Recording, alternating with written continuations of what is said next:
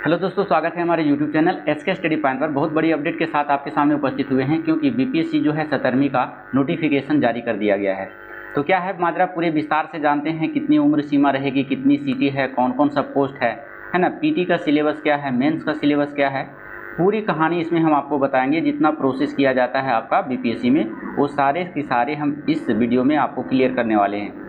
तो कृपया करके हमारे चैनल पे आप नए हैं तो कृपया करके हमारे चैनल को लाइक और सब्सक्राइब कर लीजिए, बेल आइकन को प्रेस कर लीजिए, ताकि जो भी नोटिफिकेशन आए सेंट्रल गवर्नमेंट से या फिर स्टेट गवर्नमेंट से, हम इस चैनल के माध्यम से आपके पास इन्फॉर्मेशन को साझा करते रहते हैं। तो चलिए ज़रूर लाइक कर लीजिएगा। यहाँ पर बहुत बड़ी खबर निकल कर आई है बीपीएससी के माध्यम से, और बहुत अच्छा खासा सीट है। इतना कभी नहीं था, पिछले रिकॉर्ड में देखा जाए तो इतनी सीट नहीं आई थी बीपीएससी में जितना इस बार देखने को मिला है। तो आप देख लीजिए कितनी सीट है और कौन कौन से विभाग में है। साथ में इसमें सीडीपीओ का भी सीट ऐड किया गया है, उसके लिए कितना चार्ज देना होगा, ये सभी बातें हम करेंगे। फिलहाल बने रहिए हमारे साथ तक और अंत तक जरूर वीडियो देखिएगा। देखिए, इसमें आपको कहा गया है कि एकीकृत 17वीं संयुक्त प्रारंभिक प्रतियोगिता परीक्षा, ये जो है पीटी के लिए है, नोटिफिकेशन जारी किया गया है। अगर आप पीटी क्वालिफाई होते हैं तो फिर अलग से आपको फिर मेंस का फॉर्म अप्लाई करना पड़ेगा। इसमें समान प्रशासन विभाग बिहार सरकार के द्वारा विभिन्न विभागों से अलग अलग सेवाओं या संवर्गों के लिए प्राप्त रिक्तियां आरक्षण कोटिवार के आलोक में अधिसूचना भेजी गई है। अधिसूचना अनुसार 17वीं संयुक्त प्रतियोगिता परीक्षा एवं अन्य के माध्यम से नियुक्ति करने हेतु प्राप्त पद या सेवा निम्नांकित सारणी 1 और सारणी 2 में दर्शाया गया है। 17वीं बीपीएससी में कौन कौन से पोस्ट है ना, कितनी सीट है, कौन सी कैटेगरी का, ये सभी आपको इसमें साफ हो जाएगा। देखिए, आप यहाँ पर देख लीजिए अनुमंडल पदाधिकारी, जिसको सीओ कहा जाता है। तो यहाँ से आप देख सकते हैं जनरल का जो है कितना सीट है। फिर उसी प्रकार से आर्थिक कमजोर पिछड़ा वर्ग के है, अनुसूचित जाति के है। साथ में अनुसूचित जनजाति की बात करें तो 2 सीट है इसमें। अनुसूचित जाति का 32 सीट है और जनरल का जो है आपका 80 सीट है। तो सभी का दिया हुआ है। अत्यंत पिछड़ा वर्ग के लिए है जो आपका 36 सीट है, उसमें पिछड़ा वर्ग का जो है आपका 24 सीट है। महिला के लिए जो है आपका 6 सीट है। टोटल की बात करें तो 200 पद है इसमें। साथ में इसमें स्वतंत्रता सेनानी, जिसका पोता पोती या नतीन, तो उनके लिए है जो 4 सीट इसमें रिजर्व रखा गया है। साथ में आप अगर डिसेबिलिटी से आते हैं, दिव्यांग से आते हैं, तो दिव्यांग 4 कैटेगरी से है, VI, DD, OH, MD, इसमें सभी के लिए 2-2 सीट है। इसमें जो है उम्र सीमा तय किया गया है आपका कि कम से कम आपका जो है 22 वर्ष होना चाहिए, तब इसके लिए आप योग्य हैं, भर सकते हैं फॉर्म को। उसी प्रकार से आप देख लीजिए पुलिस उपाधीक्षक, बिहार पुलिस सेवा, जिसको DSP के नाम से जानते हैं आप लोग, तो इसमें जो है आपका 52 सीट है। इसके बाद टोटल सीट की बात करें तो इसमें जो है 136 सीट है। तो इसमें कौन से कैटेगरी में है तो आप देख लीजिए, उस कैटेगरी के अनुसार इसमें सीट डिस्ट्रीब्यूट किया गया है। साथ में इसमें स्वतंत्रता सेनानी का, या फिर इसमें जो आपका रखा गया है एज क्राइटेरिया जो है 20 वर्ष, कम से कम 20 वर्ष होना चाहिए, तो आप DSP बन जाएंगे। उसी प्रकार से बहुत सारे पोस्ट है। तो आप यहाँ से अगर देखना चाहें तो आप इसको शॉर्ट स्क्रीन लेकर के देख सकते हैं, जिसे जिला समाविष्टा का है, कारा अधीक्षक का है, ये सभी लेवल 9 का जो है पोस्ट है। तो यहाँ से देख लीजिए आप कौन से पोस्ट में जाना चाहते हैं, उसको चूज करना है। ये सभी लेवल 9 का पोस्ट है इसमें। चलिए, इसमें अगर आप देखें तो इसमें और भी वेतनमान की बात करें तो वेतनमान भी आपको इसमें नज़र आ जाएगा। वही वेतनमान 9 लेवल का पोस्ट इसमें दिया गया है। इसमें देखिए अपर जिला समाहर्ता पदाधिकारी का एज लेवल 7 का है। इसमें सब कैटेगरी आप देख लीजिए किस कैटेगरी में है, कितनी कितनी सीटें हैं, आपको समझ में आ जाएगा। एज क्राइटेरिया 21 वर्ष, 22 वर्ष, 21 वर्ष यही रखा गया है। तो जिस में आपको जाना होगा तो उसमें देख लेंगे आप लोग, यहाँ से आप क्लियर हो जाएगा। नगर कार्यपालिका पदाधिकारी एवं नगर विकास आवास विभाग के लिए आपका जो है लेवल 7 का है। ग्रामीण विकास पदाधिकारी, इसमें देख लीजिए लेवल 7 का है, और उसके पहले हमने लेवल 9 का बताया था। तो बहुत सारे पद इसमें सृजित किए गए हैं और बहुत पुराने पद भी हैं। इसमें है आपका राजस्व पदाधिकारी एवं समकक्ष, लेवल 7 का है। फिर श्रम प्रवर्तन पदाधिकारी लेवल 7 का है। बाकी इसमें आप देख लेंगे कितने कितने हैं, आपके सामने है। चलिए, इसके साथ साथ अगर हम बात करें तो टोटल सीट आपको आ गया है यहाँ पर 19,945। चलिए, अब इसमें देखना है कि सारणी 2 में आपका दिया गया है सीडीपीओ का पद भी ऐड किया गया है इसमें, क्योंकि सीडीपीओ का पहले जो लिया जाता था वो अलग से एग्जाम होता था, उसका अलग से मेंस पीटी हुआ करता था। लेकिन जब से अतुल प्रसाद आए थे, चेयरमैन बने थे, तो उसमें कंबाइन कर दिया था, बीपीएससी में ही सीडीपीओ को ऐड कर लिया गया। क्योंकि सिलेबस थोड़ा सा सिर्फ डिफरेंस है, उसमें ऑप्शन पेपर चुनने के लिए, बाकी सब उसी पैटर्न पे था जिस पैटर्न पे बीपीएससी मेन लिया जाता था, तो सब उसमें ऐड कर दिया गया है। तो इसमें देख लीजिए आपकी कौन सा है, कितने लेवल का पोस्ट है। तो ये भी विकास पदाधिकारी जो होता है, बाल विकास परियोजना पदाधिकारी, ये लेवल 9 का पोस्ट है। और इसमें देखिए कितना पोस्ट है, इसमें टोटल की बात करें तो इसमें आपका अनारक्षित कोटा का है जो 10 है। उसके बाद आर्थिक पिछड़ा वर्ग के लिए देख लीजिए, अनुसूचित जाति के लिए नहीं है, अनुसूचित जनजाति के लिए भी नहीं है, अत्यंत पिछड़ा वर्ग के लिए नहीं, पिछड़ा वर्ग का सिर्फ 1 सीट है, विकलांग महिला के लिए, पिछड़े वर्गों एवं विकलांगों के लिए इसमें नहीं दिया गया है। स्वतंत्रता सेनानी के लिए इसमें 1 दिव्यांग के लिए दिया गया है। और न्यूनतम जो आपका होना चाहिए इसमें 21 वर्ष होना चाहिए, है ना, इसके लिए। तो इसको जो है बहुत सारे ख्वाहिश रखते हैं कि हम बाल विकास परियोजना पदाधिकारी बनेंगे, तो ये लेवल का पोस्ट है आपका, बहुत ही अच्छा जॉब है। चलिए, बीपीएस का कोई भी जॉब है जो बहुत अच्छी सीनियरिटी का जॉब होता है, आपका इसमें रिस्पॉन्सिबल बहुत ज़्यादा होता है आपको।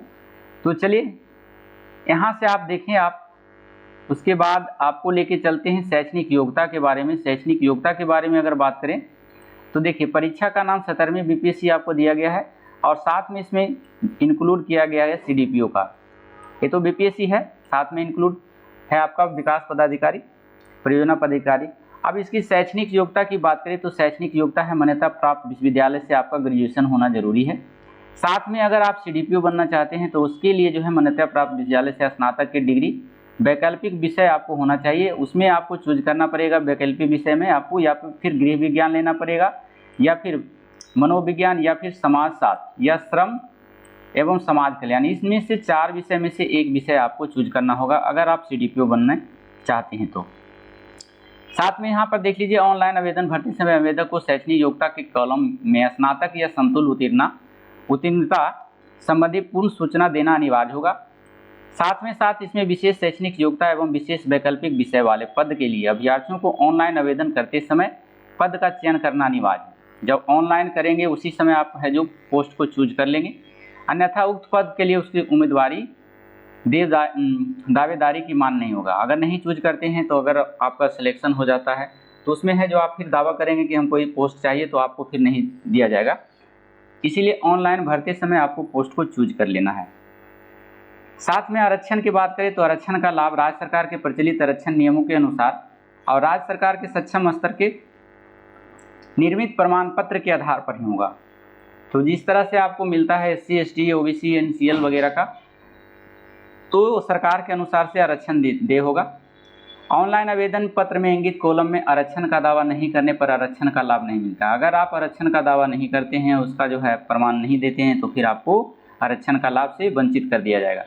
जाति के आधार पर आरक्षण का लाभ उन्हीं उम्मीदवारों को मिलेगा जिनकी अस्थायी निवास बिहार राज्य में है। मतलब जैसे जाति SC ST का तो जो बिहार के हैं उसी को मिलेगा, अदर स्टेट वाले को नहीं मिलेगा। अर्थात जो बिहार के मूल निवासी है, बिहार के बाहर के निवासियों को आरक्षण का लाभ नहीं देना होगा, यानी मान्य नहीं होगा, दे नहीं होगा।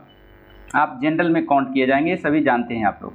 तो ये सभी आपका प्रोसेस हो गया। साथ में आप आरक्षण कोटि में निम्नवत देखिए तो देखिए, इसमें अनरिजर्व का जो है ये आपका कोटि दिया हुआ है, फॉर्म भरते समय आप जो है इसका यूज करेंगे। साथ में आपका यहाँ पर दिया गया है कि समान प्रशासन विभाग बिहार के संकल्प विज्ञापन 962 दिनांक 22/1/2021 के आलोक में दिव्यांगों के रिक्त उपलब्धता की स्थिति के नियमानुसार 4% जो है शैक्षिक आरक्षण दे होगा। ऐसे आरक्षण का दावा करने की स्थिति में राज्य किसी भी सरकारी चिकित्सा महाविद्यालय एवं अस्पताल से निर्गत अथवा परामर्शित संपुष्ट दिव्यांगता प्रमाण पत्र औपबंधिक रूप से मान्य होगा। आपको है जो 4% का विकलांगता है जो आपको प्रस्तुत करना होगा, तभी आपको छूट मिलेगा। इसमें जो है दिव्यांगता प्रमाण पत्र जो है आपको सिविल सर्जन या फिर CMO द्वारा निर्गत या समर्पित करने की तिथि से उम्मीदवारी औपबंधिक मानी जाएगी। साथ में कहा जा रहा है कि तथा चयन के पूर्व दिव्यांगता प्रमाण पत्र को सरकारी चिकित्सा महाविद्यालय एवं अस्पताल से संपुष्ट कराना अनिवार्य होगा। दिव्यांगता प्रमाण पत्र संपुष्ट, असंपुष्ट अथवा गलत पाए जाने पर उम्मीदवारी रद्द करते हुए आवश्यक कार्रवाई की जाएगी। अगर आप किसी प्रकार के है जो नहीं प्रमाण देते हैं दिव्यांग होने का, तो आप फिर आपके खिलाफ कार्रवाई होगी। ये सभी आपको दिया गया है दिव्यांग से। अगला है आपका दिया हुआ है इसमें समान प्रशासन विभाग के क्या है, इसमें आप है जो स्वतंत्रता सेनानी के बारे में दिया गया है कि उसको कितना छूट मिलेगा, तो देखिए इसमें 2% 36 आरक्षण का दे है इसमें, तो ये सभी आप लोग देख लेंगे। साथ में आप हम जो मेन रहेगा जिसे उम्र सीमा है, उम्र सीमा आपको बता दिए हैं कि कौन पोस्ट के समय दिया हुआ था, किसी में 21 वर्ष, किसी में 22 वर्ष, ऐसे करके दिया हुआ था, किसी में 20, तो वहाँ से आप लोग देख लेंगे। साथ में यहाँ पर कहा गया है कि दिनांक 1/8/2024 को न्यूनतम जो है उम्र आपका 20 वर्ष होना चाहिए, 21 वर्ष, 22 वर्ष एवं अधिकतम जो उम्र होना चाहिए आपका 37 वर्ष। अनारक्षित महिला, पिछड़ा वर्ग एवं अत्यंत पिछड़ा वर्ग, पुरुष एवं महिला के लिए 40 वर्ष प्रावधान किया गया तथा अनुसूचित जाति, अनुसूचित जनजाति तथा पुरुष एवं महिला के लिए 42 वर्ष है। ये आपका क्राइटेरिया आपको दिया हुआ है। चलिए, आयोग द्वारा है जो मैट्रिकुलेशन या समतुल्य प्रमाण पत्र में अंकित उम्मीदवार की जन्मतिथि मान होगी। जो आपका मैट्रिकुलेशन सर्टिफिकेट में आपका जन्मतिथि है वही जन्मतिथि आपका मान होगा।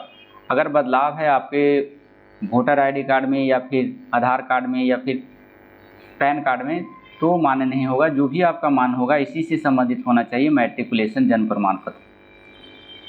चलिए, उसके बाद आपका यहाँ पर दिखाया गया है सिलेबस की बात करते हैं तो इसमें शारीरिक क्षमता उम्मीदवार स्वास्थ्य और सुगठित शरीर वाला तथा सक्रिय हो तथा उसी के किसी ऐसे शारीरिक दोष से मुक्त होना चाहिए जिससे वह कर्तव्यों को भली भांति पालन करने में बाधा हो तथा चिकित्सा बोर्ड द्वारा जांच के बाद यह उम्मीदवार, यदि उम्मीदवार इन उपेक्षाओं को पूरा नहीं कर पाता है तो उसकी नियुक्ति के लिए नहीं चुना जाएगा। मतलब शारीरिक मापदंड जैसे डीएसपी वगैरह में पोस्ट है तो उसमें जो है आपका फिजिकल अच्छा होना चाहिए, तो उस तरह से आप नहीं अगर प्रस्तुत करते हैं, नहीं है सक्षम, तो उसके लिए फिर नहीं चुना जाएगा। आपको शरीर एकदम स्वस्थ होना चाहिए आपका। चलिए, इसमें आपको दिया गया है। फिर शुल्क की बात करें तो शुल्क में देख लीजिए, इसमें शुल्क अभ्यर्थियों को प्रत्येक परीक्षा के लिए इसमें देखिए आपका है एक बीपीएससी एक है और सीटीपीओ को ऐड किया गया है। तो अगर आप दोनों परीक्षा शामिल होना चाहते हैं, क्योंकि परीक्षा तो एक ही बार लिया जाएगा लेकिन आपका जो है उसी में काउंट किया जाएगा, तो अगर आप सीसीई सीडीपीओ के लिए बायोमेट्रिक फीस के रूप में 200 रुपया आप देना होगा अलग अलग से। 17वीं के लिए अलग से देना होगा आपका, और फिर सीडीपीओ के लिए अप्लाई करते हैं तो उसके लिए अलग से आपको फी देना होगा। और फी कितना है? समान अभ्यर्थियों के लिए 600 रुपये फी पे करना है। अगर आप बिहार राज्य के हैं, अनुसूचित जाति या जनजाति हैं, तो उसके लिए 150 रुपया आपका लगेगा। बिहार राज्य के स्थायी निवासी आरक्षित या अनारक्षित वर्ग महिला उम्मीदवारों के लिए 150 रुपये है। तो उसी प्रकार से देख लीजिए, दिव्यांग अभ्यर्थी के लिए 40% या उससे अधिक के लिए 150 रुपया ये आपका दिया हुआ है। अन्य सभी वो जनरल कैटेगरी के हैं, अगर बाहर के कैंडिडेट आते हैं तो उनके लिए भी 600 रुपया लगेंगे। साथ में अभ्यर्थी को उपयुक्त परीक्षा शुल्क के अतिरिक्त विभिन्न बैंकों द्वारा निर्धारित चार्ज भी देना होगा। मतलब जब आप कटाएंगे तो उसमें बैंक चार्ज भी लेता है, तो उसके साथ आपको इंक्लूड कर लिया जाएगा। साथ में आपको ऑनलाइन करने वाला भी लेगा। मिला जुला कर आपका है जो 600 रुपया यहाँ रखा हुआ है, तो समझ लीजिए 150 रुपया एक्स्ट्रा रख लीजिए उतना। चलिए, नोट में वैसे अभ्यर्थी जिनके द्वारा ऑनलाइन आवेदन में पहचान पत्र के रूप में आधार संख्या अंकित किया जाता है तो उन्हें बायोमेट्रिक फ्री के रूप में 200 रुपया अतिरिक्त शुल्क का भुगतान नहीं करना पड़ेगा। देख लीजिए, अगर आधार कार्ड आप देते हैं तो उसके लिए अतिरिक्त शुल्क जो है 200 रुपया नहीं देना पड़ेगा। अगर नहीं देते हैं तो फिर आपको देना पड़ेगा। चलिए, आप यहाँ पर देख लीजिए, ये सभी आपका क्राइटेरिया फुलफिल होना चाहिए। आप बढ़िया से इसको समझ लेंगे, पढ़ लेंगे, उसके बाद है जो फॉर्म को अप्लाई करेंगे। एकीकृत संयुक्त प्रतियोगिता परीक्षा के लिए परीक्षा संरचना। अब आ गया इसमें पीटी। प्रारंभिक परीक्षा जो होगा पहले होगा, उसमें जो होगा क्या पूछा जाएगा क्या नहीं पूछेगा यहाँ पर देख लीजिए। एकीकृत संयुक्त प्रारंभिक प्रतियोगिता परीक्षा यानी समान अध्ययन विषय की होगी। टोटल जो होगा ऑब्जेक्टिव बेस्ड क्वेश्चन होगा और जीके जीएस ही होगा, जिसके सभी प्रश्न वस्तुनिष्ठ प्रकृति के बहुविकल्पीय होंगे। परीक्षा की अवधि 2 घंटे होगी। आपको जो है 2 घंटा का समय मिलेगा। आपका क्वेश्चन जो रहेगा 150 होंगे। प्रश्नावार बहुकल्पीय उत्तरों में से प्रश्नावार किसी एक प्रकार का चयन अपेक्षित होगा। तो इसमें है जो 150 क्वेश्चन है, इसमें आप जितना मैक्सिमम मार्क्स ला सकते हैं उतना बेहतर होगा आपको, क्योंकि यहाँ से अगर क्वालिफाई करना होता है तो मार्क्स तो लाने पड़ेंगे पीटी के लिए। पीटी में लाएंगे उसके बाद ही आपका मेंस का दरवाज़ा खुलेगा। साथ में इसमें नेगेटिव मार्किंग का प्रावधान भी कर दिया गया है, क्योंकि पहले जब एग्ज़ाम लिया जाता था इसमें तो इसमें नेगेटिव का प्रोसेस नहीं था, नेगेटिव मार्किंग का प्रोसेस नहीं था। लेकिन जब अतुल प्रसाद जी आए तो बदलाव किए बीपीएससी में, सिलेबस को नए पैटर्न से लागू किए, तो उसमें है जो नेगेटिव मार्किंग को रखा गया। कितना है नेगेटिव मार्किंग है जो 1/3 है। चलिए, साथ में प्रारंभिक परीक्षा महज जांच परीक्षा होगी। इसके आधार पर मुख्य परीक्षा हेतु उम्मीदवार का चयन किया जाएगा। अभी बताएं कि इसमें है जो आपको सिर्फ पासिंग करना है, इसका मेरिट लिस्ट में आपका नहीं जुटेगा इसका मार्क्स। और इसमें जो रिजल्ट दिया जाएगा पीटी में आपका 10 गुना, जितना सीट है उसका 10 गुना रिजल्ट आपको कोटिवार से दिया जाएगा। इस प्रारंभिक परीक्षा में समान विज्ञान देखिए पूछा जाता है। समान विज्ञान, राष्ट्रीय अंतर्राष्ट्रीय महत्व की समसामयिक घटनाएं, भारत का इतिहास, बिहार का इतिहास, प्रमुख विशेषताएं, है ना। समान भूगोल, बिहार के प्रमुख भौगोलिक, तो बिहार से रिलेटेड भी पूछा जाता है। महत्वपूर्ण नदियां, भारत की राज्य व्यवस्था, यानी सभी आपका जितना भी 11-12 सब्जेक्ट आता है वो सभी आप देख लीजिए। इस सभी की तैयारी आपको प्रॉपर करनी है। इस प्रारंभिक परीक्षा में उत्तीर्णता अनिवार्य होगी। अगर आप उत्तीर्ण नहीं होते, पास नहीं होते हैं, तो फिर अगले के लिए आप डिस्क्वालीफाई हो जाएंगे।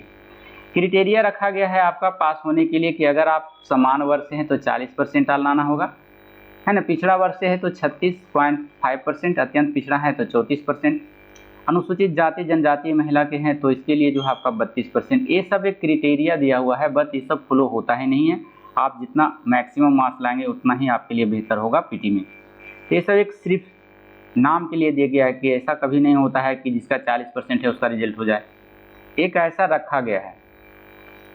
चलिए, इसमें है जो मुख्य लिखित परीक्षा जो होगा, अब है जो मेंस की बारी है। मेंस में आपका देख लीजिए क्या है सिलेबस और क्या क्या क्वेश्चन रहेगा, कितने क्वेश्चन रहेंगे, सारी बात क्लियर हो जाएगा और क्या बदलाव किए गए हैं इसमें।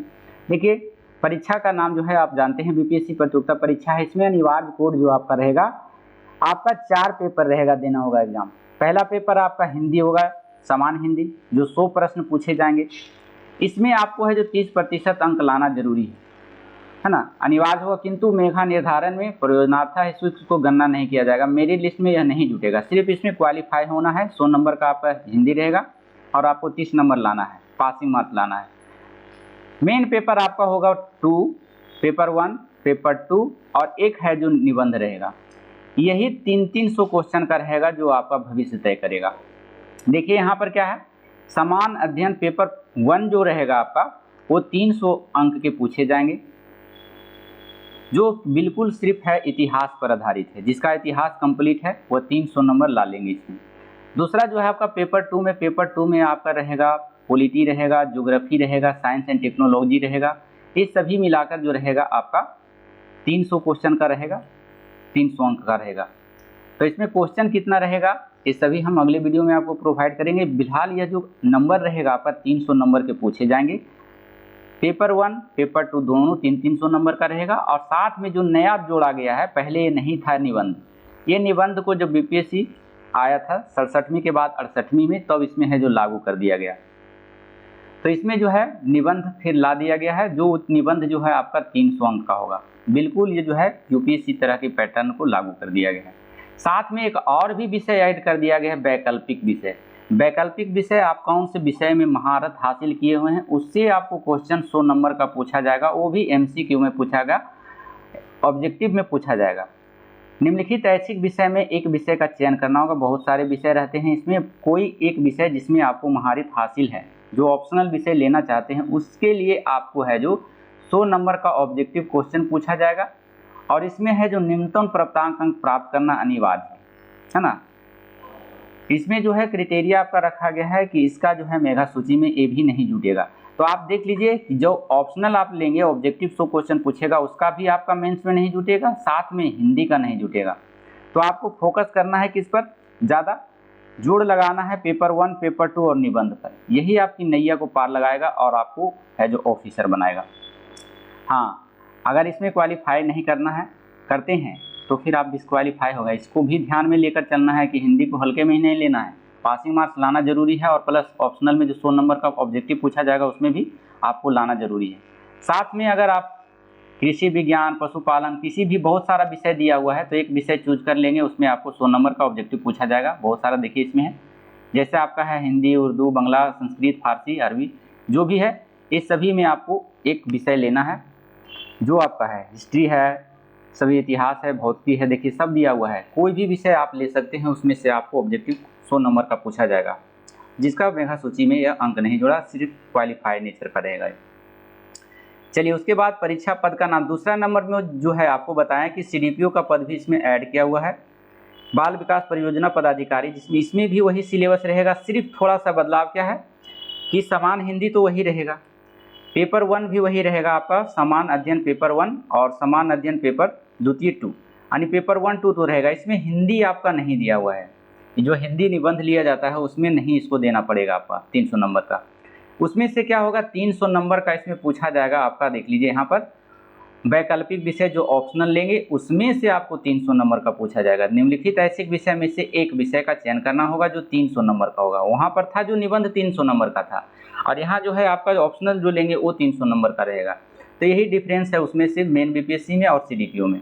साथ में इसमें विषय कोटिवार की बात करें तो इसमें से आपको यही 4 सब्जेक्ट में से एक सब्जेक्ट चुनना होगा। गृह विज्ञान को चुनिएगा या फिर मनोविज्ञान या समाजशास्त्र या फिर श्रम एवं समाज कल्याण, इसी में से एक विषय चुनना होगा, उसमें आपको 300 नंबर का पूछा जाएगा, है ना। तो ये सभी आप देख लिए क्या प्रोसेस था। साथ में आप देखें तो हिंदी प्रश्न पत्र हिंदी एवं अंग्रेजी दोनों भाषा में पूछा जाएगा, ये सभी आपका दिया हुआ है। साथ में आपका हिंदी जो है देवनागरी लिपि में, उर्दू लिपि में, किसी भी भाषा में उत्तर दिया जा सकता है, आप जो भाषा में परिपूर्ण है उसमें आप दे सकते हैं। तो ये आपका रहा पूरा प्रोसेस और पूरे डिक्लेयर कर दिए। साथ में उसके बाद अगर मेंस और PT क्वालिफाई करते हैं तो इसमें आपका इंटरव्यू भी होगा जो 120 नंबर का पूछा जाता है। मुख्य परीक्षा में सफलीभूत उम्मीदवारों के लिए व्यवस्थित परीक्षण 120 अंकों का होगा। ये सभी आपका दिया गया है। चलिए तो ये सब आपका दिया हुआ है प्रोसेस, इस प्रोसेस को पूरा पढ़ लेंगे। जितनी भी प्रोसेस था हमने आपके सामने रख दिया गया है और अगर डिटेल से पढ़ना चाहते हैं तो यहाँ पर आप डाउनलोड करके भी पढ़ सकते हैं इसको, है ना। चलिए अब है ऑनलाइन प्रोसेस कब से होगा। तो ऑनलाइन प्रोसेस जो आपका होगा वो आपका है 28 तारीख से शुरू हो जाएगा, 28/9/2024 से, और अंतिम डेट जो आपका रहेगा आपका 18/10/2024 तक है। इस बीच में आपको है फॉर्म फिलअप कर लेना है, क्योंकि इसका एग्ज़ाम भी निर्धारित कर दिया गया है। एग्ज़ाम PT का भी निर्धारित कर दिया गया है। कब होगा इसका एग्ज़ाम, 1 महीना से 1.5 महीना टाइम दिया गया है, उसमें आपका एग्ज़ाम ले लिया जाएगा। तो आप लोग निश्चिंत रहें, आप लोग इसको फॉर्म फिलअप करके अगर तैयारी कर रहे हैं इसकी तो प्रॉपर, तो आपके लिए बहुत बड़ी खुशखबरी है। आप इसमें जाएं और अपनी राज्य सेवा में अपने देश के लिए जुड़े, समाज सेवा करें। ऑनलाइन प्रोसेस दिया हुआ है कैसे करना है ऑनलाइन, तो ये आपको साइबर कैफ़े वाले बता देंगे, या फिर अपने से अगर करना चाहते हैं तो इसको पूरा फॉर्मेट को पढ़ना होगा। उसके बाद आप है जो आप घर पर ही ऑनलाइन कर सकते हैं। तो ये सारा प्रोसेस आपका क्लियर हो गया। चलिए देख लीजिए, और इसमें कुछ बचा नहीं है, सब आपको है जो क्लियर कर दिया गया है। सिलेबस जो है वेबसाइट पर इसका उपलब्ध है, तो चाहिए तो आप, ये आपका लिंक दिया गया है BPSC का, इस पर जाकर के सिलेबस को डाउनलोड करते हैं। ये जो निकाला गया है 23 तारीख का डेट में ही निकाला गया है, कल के डेट में निकाला गया है। तो कैसा लगा ये इन्फॉर्मेशन हमारे चैनल पे आप नए हैं तो कृपया करके हमारे चैनल को लाइक और सब्सक्राइब कर लीजिए, बेल आइकन को प्रेस कर लीजिए, क्योंकि आपके लाइक और सब्सक्राइब से हमें मोटिवेशन फील होता है और हम आपके लिए अच्छे इन्फॉर्मेशन लाते रहते हैं इस चैनल पे। तो चलिए फिर मिलते हैं ऐसी सूचनाओं के साथ फिर अगले वीडियो में। जब तक के लिए धन्यवाद। Thank you so much. Thank you for watching.